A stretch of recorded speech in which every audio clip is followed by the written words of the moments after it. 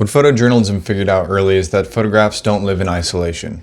They exist in categories because reality itself is conditional. We've seen it throughout the entire history of the world that behavior changes based on power and laws and circumstances and intimacy and all the other things. A protest is not asked to be photographed the same way that a portrait does. A football game doesn't unfold like a funeral. A slice of pie on a diner's counter communicates something entirely different than a politician standing behind a podium. Even if all of these things are technically well shot, but the differences aren't aesthetic, they're informational. They all live within different categories. And in today's video, we're going to be discussing the different types of categories within photojournalism to give you a better understanding at the broad spectrum that is this medium. Hi, my name is Jared Thomas Tapia. I'm a social documentary photographer and educator here in New York City, and you're watching my YouTube channel. Across my social media platforms, I've created 6 different segments, all of which pertain to very certain aspects within the medium of photography. Crafting a photograph, life through the lens, marks of the maker, the creative connection,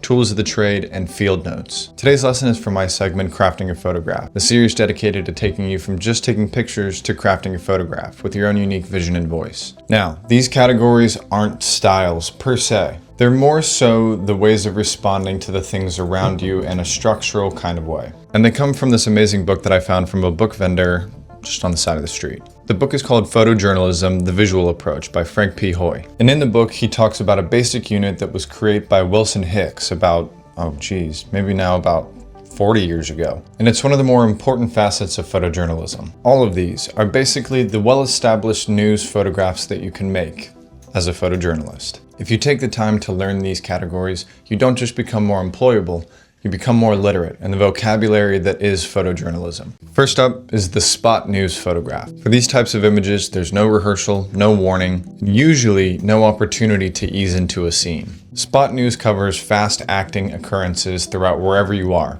A fire breaks out, a building collapses, an arrest is made, a fight starts, an accident stops traffic. Usually you're either present or you aren't, and you're either there to make the photograph or it's never made. At its core, the spot news photograph answers one very simple question: what just happened? These images are built on urgency and clarity and restraint. Most of the time, you don't get the luxury of interpretation. It's your job as the photojournalist on scene to describe what happened, when it happened, and why it mattered. And that's because spot news photographs are usually the first visual record that the public has that something occurred. So because of that, they carry a lot of weight. They don't just inform, they have the ability to affect. Fear, anger, grief, shock, solidarity, disbelief. All of these emotions aren't added in post-production. They're already present within the scene. The most effective spot news photographs are usually made in a more straightforward approach. And the reason why I say this is because, first,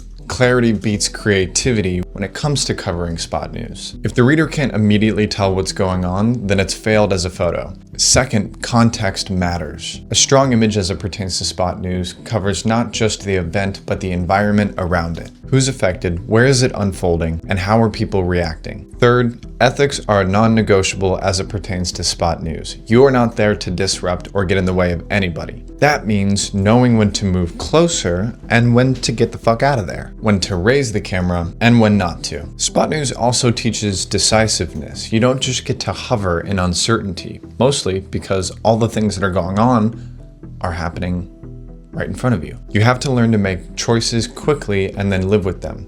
Your positioning, your framing, your compositions. All of this is happening while under pressure. And that pressure can reveal your habits very fast. Every working photographer needs this muscle, even if they never have an opportunity to shoot breaking news again. The next type is called general news photography. General news photography documents the structured, organized, and everyday moments of life. These types of photographs are not of things that just exploded onto the scene. These images are about civic life turning as expected. Spot news thrives on immediacy. General news kind of requires a different type of understanding. To give an example with spot news, you might not always know what's going to happen. You don't have your bases covered and you're not able to sort of work a scene as much because you don't know what's going on. In general news, You usually have a schedule already. You know what's going to happen. You know what to expect. You can get there early and ensure that all of your bases are covered. You have time to do research, understand the stakes, and kind of anticipate the flow of the event. The urgency is lower, but the responsibility of context and accuracy is higher. General news photographs demand a level of clarity beyond the headline. Ask yourself questions like, who's involved? Where does the power lie within a room? Who's speaking and who's listening? Who's framed centrally and who's more so pushed to the margins? General news photographs are not about capturing peak moments of drama. They're about visually explaining systems and structures in everyday life. I think a good way to think about it is that you're photographing the mood as much as the message. What's great about this category is that it teaches compositional discipline in a very different way than spot news. And that's because you're not reacting to chaos, so you have the time to really frame your subjects the way that you want to, allowing you the opportunity to learn how to compose a busy scene. All of that so that the viewer can understand what's really happening within the photograph. It's also a great way at learning how to simplify your frames. Best practices for general news is less speed and more preparation. General news photographs are also a great way to employ EdFAD, one of the videos that I made here a couple weeks ago here on the YouTube channel. That's basically like a framework for understanding how to get a full and complete story when out on an assignment. With this type of photography, it's very easy to get a better understanding that the wide shots are establishing context, the medium frames show interaction, and the close frames reveal emotion or tension. Now, what's important to know is that general news is rarely covered by a single frame. It really benefits from a thoughtful mix of all of the elements of EdFAD. On to the next, which is going to be feature photographs. For many photojournalists, this is a lot of their favorite type of work because it's kind of like those slice of life photographs that you see. In the sort of taxonomy of photojournalism, feature photographs answer a very different question than the past two ones that we've discussed. Instead of asking a question like, what just happened or who said what, it's more so about how does it feel to live within this place? Which is probably why a lot of photojournalists love this type of work. It offers time and some breathing room, the chance to observe rather than just react. And historically speaking, many of the photographs that we think of as it pertains to photojournalism weren't really spot news or breaking news at all. They're features. Images by Henri Cartier-Bresson lingering on everyday gestures in Paris. Dorothy Lang photographing dignity during economic collapse. Gordon Parks documenting the civil rights movement. These images have endured because they describe human experience, not just headlines. Feature photographs help teach observation unlike any other form of photojournalism. And that's because you have to notice something worth paying attention to before anyone tells you why it matters. What's great about learning how to do features is that you really become a better artist as a whole and kind of like a better person. You learn to read gestures and postures, expressions, and how people interact with the environment around them. You learn how the general public behaves when nobody's expecting anything of them. But most of all, you learn patience. Feature work rewards curiosity over speed, which means that the best practices for feature photographs are less technical and more behavioral. That looks like getting adjusted to your scene, not shooting immediately and letting people forget that you're even there. You work the edges of a scene instead of staying right in the center, asking yourself, what does this photograph say about daily life instead of, does this communicate drama? Now in feature work, this is where new photographers can really start to get a little bit unsettled, and that's because they think that their style needs to come through in these images. But in reality, this is where your attention reveals itself. A style can be copied. Feature photographs are more so what you're curious about, what you're willing to stay with, and what you're willing to ignore. Next, zoo feature photographs. Yes, I'm talking animals. Zoo feature photographs kind of have a reputation problem, and that's because people have treated them as if they're a novelty. You know, maybe they're a little bit of a filler episode, if you will. But in practice, zoo feature photographs have been a very pivotal part of photojournalism for decades. And for good reason. Readers love them, editors trust them, and as a photographer, you can learn a surprising amount from them. At their core, zoo feature photographs are exactly what they sound like. Feature photographs taken in zoological settings that go beyond just the animals themselves. These photographs are less about species identification and more so about behavior and environment and relationships. Now, historically speaking, like I said, these images have always done very well, but there's a reason for that. And that's because they offer something rare: emotional accessibility. A newborn baby, a zookeeper interacting with one one of their favorites. These images don't require context-heavy captions to make the image work. They sort of communicate instinctively. One of the best practices for shooting zoological features is preparation. Not in a technical sense, but more so in a social sense. Slow days are your best advantage. Go to the zoo midweek, talk to the staff, ask about new births, new arrivals, animals with unique behaviors, and long-standing favorites between the keepers. Zookeepers are often deeply connected to the animals that they work with, and that relationship is journalism. Photographing a keeper taking care of one of the animals that they've had years worth of connection with is a far better image than taking a photograph of an animal some 35 feet away through an enclosure, making these images popular amongst the public because they humanize structure. They show care and routine and intimacy in ways that the general public really only get to experience casually. Readers respond to that really well. And photojournalists do too. Zoo features have consistently ranked high on the scale for assignments, which is why zoo features are far from being just filler and can remain one of the most pivotal training grounds for any new photojournalist. Next are sports action photographs. Within sports action photography, there are two very distinct types that every photographer needs to understand: stop action and blur of action. Confusing them, or only relying on one out of habit, is how sports photographs become forgettable. Stop action photography is exactly what it sounds like. The goal is to freeze the moment at peak action, a shutter speed no slower than 1/500th of a second, and preferably 1/1000th of a second or faster. Anything slower than that risks motion blur and undermines the clarity of the image. The strongest stop action photographs share a few traits. The peak action is unmistakable. The ball or object used within the sport is within the frame, and there's a clear sense of competition. Blur of action photography does something entirely different. Instead of freezing motion, it embraces it.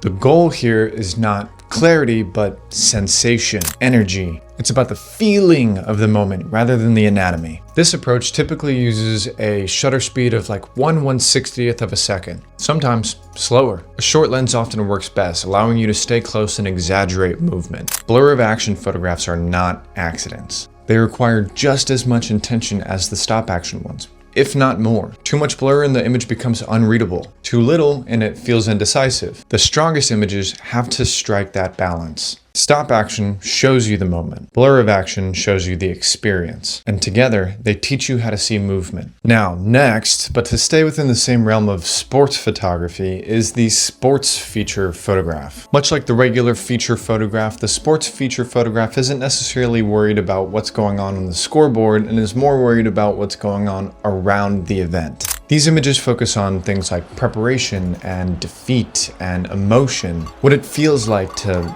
gain a victory. They photograph what's happening on the sidelines, in the locker room, in the stands, and in the quiet moments that happen when all the noise drops. These photographs are what happens when competition feels human. Now, historically, some of the most enduring and captivating images of sports photography are the sports feature. Think of Neil Leifer's photographing of Muhammad Ali standing over Sonny Liston. Sure, the punch mattered, but the posture of Muhammad Ali standing over him mattered more. Or images of athletes with their head down and helmets off after a devastating loss. One frame like that can explain the entire outcome of a game. And the reason is because it contextualizes the action. Now, from a working standpoint, this type of photography can teach you something entirely different than stop action or blur of motion photography. You're no longer watching the object that's in the sport, but more so watching things like the stands and the players' emotions and reactions. You're reading the environment. And what this teaches is patience, but also a willingness to ignore everything else that all the other photographers are most likely photographing.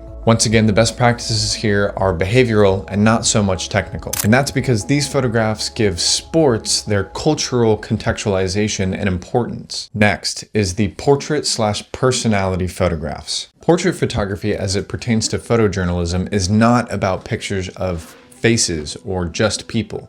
It's about identity. Once again, within this category, there are two distinct types of shots: close-up personality portraits and environmental personality portraits, each of which ask a very different psychological question for the photographer to answer, but both can be deceptively difficult.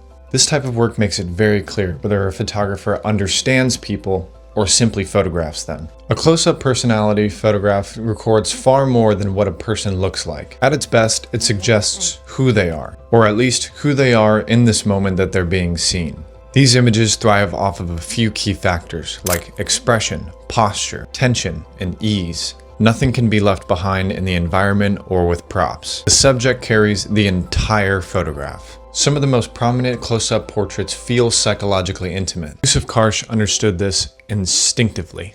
His photographs aren't just beautiful. They reveal dignity and strength and restraint, power, all without spectacle. Later, photographers like Richard Avedon pushed this even further, isolating subjects behind plain backgrounds. To produce a successful close-up portrait, the photographer has to become part-time therapist and part-time interviewer. The key here is to listen just as much as you photograph. You're reading micro-expressions and watching how someone responds. You have to create enough trust for something real to come to the surface. Environmental portraits operate on a completely different way. Instead of isolating subjects, they're embedded within the environment around them. They're about the subject's life, work, and identity. A successful environmental portrait shot allows the reader to do a couple of things. Easily understand who that person is and what they do. Tools, clothing, architecture, objects. Nothing can be accidental, even if it looks unposed. Now, these aren't always taken in a studio either. They can be out in the real world, like Gordon Parks or Dawood Bey. Instead of reducing people to symbols, their environment gives them structure. But the challenge here is balance. Too much context and the person disappears. Too little and the photograph loses its meaning. Close-up portraits teach you how to read people. Environmental photographs teach you how to read space. Together, they teach you that identity lives between the two. Next is food illustration. Now, food is not a very niche subject. Everybody eats. It's universal. It's one of the only things that can tie every single human being on this planet together. It includes memory, culture, comfort, and ritual. And that's why photographing it well takes a lot more effort than people think. Food illustration isn't just about making something look appetizing. More so, it's about communicating an experience, which again is journalism. Now this category kind of demands precision. Light's gotta be intentional, and color relationships matter almost immediately. Composition has to be clean, and texture has to read correctly. If you miss here, then the photograph doesn't miss quietly. It misses pretty loudly. Now what's so great about learning about food photography is that it really does teach you a lot. It teaches how light behaves on surfaces and how shadows create volume and how color can affect emotion. And you learn restraint. Too much styling and it looks like an overproduced product. Too much light and it looks artificial. But the best food photography, as it pertains to photojournalism, goes beyond the food and actually photographs the experience that this food can offer. It makes the viewer feel what it's like to sit down and eat it, not just what the dish looks like. Next is the fashion illustration photograph. Now, fashion can often be dismissed as artificial, but historically, that couldn't be further from the truth. Haven't you heard the term that fashion is always political? Fashion imagery has shaped how people understand identity and aspiration and culture and politics and gender and class for decades, meaning that at its core, fashion photography is about translation. Your job is to translate fashion into feeling. The clothes matter, but they rarely matter alone. Mood, lighting, composition, environment, and color carry equal, if not greater weight. Photographers like Richard Avedon and Irving Penn, Helmut Newton, Petra Collins, all have made fashion feel alive and have used it to explore power and tension. And collaboration here is central to making sure that the photograph is successful. And that's because you're usually not working alone. And that's why fashion imagery is important for a photojournalist to understand. Next is the editorial illustration photographs. And these photographs solve a very different problem. How do you photograph something that doesn't physically exist? An opinion, a theme, a discovery, a social tension. Editorial illustration photography exists to interpret that meaning.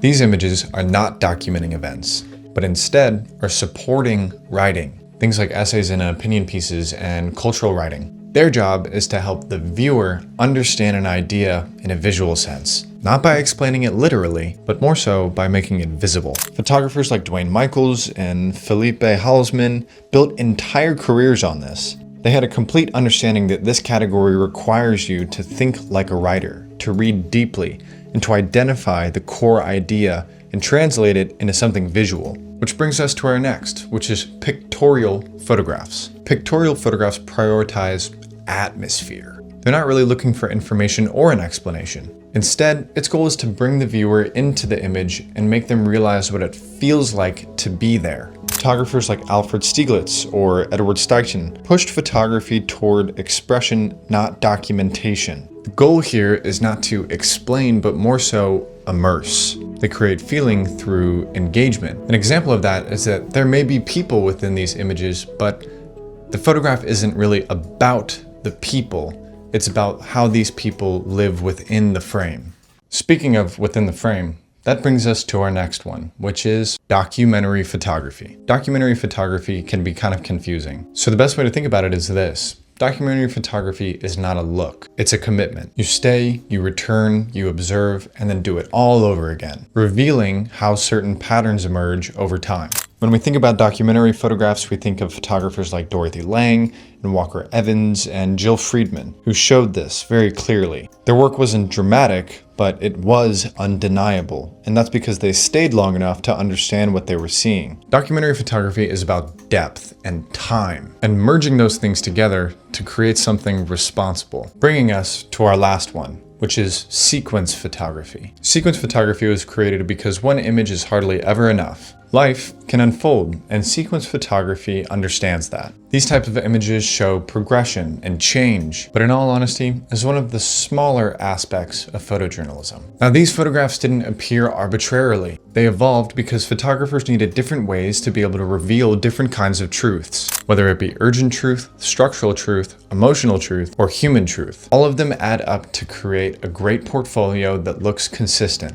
Having a good portfolio as a photojournalist means that you could probably accomplish any one of these things that I've laid out before you. It shows that you can move between things like urgency and patience to be able to photograph those tight action shots while also having the ability to be still, or being able to take that clarity that you use when documenting food and put that towards creating more of an emotional connection with your subjects. Together, they can make you literate in the vocabulary that is photojournalism. And becoming literate in that vocabulary is what makes a difference between somebody who just takes photographs and somebody who understands why photographs exist at all.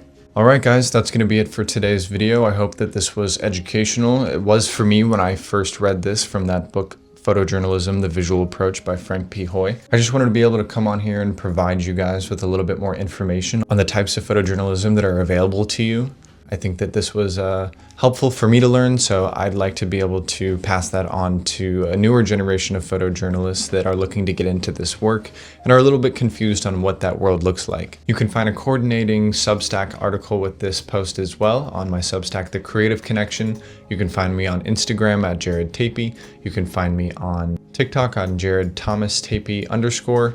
And if you'd like, you can check out my new website that has selects from my street photography work here in New York City, some of my earliest work, and images from my first book in Savannah, Georgia, as well as all of my coverage photographs from each protest and event and parade that I've covered here in the city of New York over the past 2 years. Other than that, I don't really think that there's anything else left to say except get out there and get shooting and keep moving forward, and I'll see you next time.